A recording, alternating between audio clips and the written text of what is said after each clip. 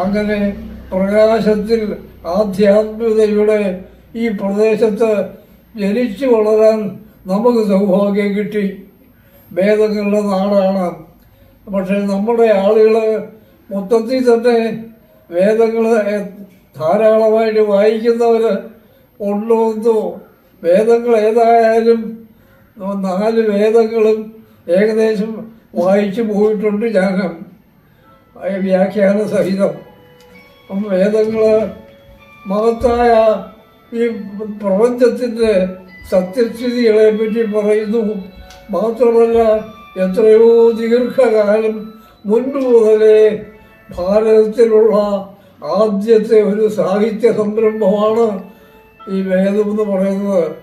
With എന്നൊരു ക്രിയാധാതുവാണ് ഇതിൻ്റെ മൂലരൂപം. With എന്ന് പറഞ്ഞാൽ അറിവ് എന്നർത്ഥമാണ്.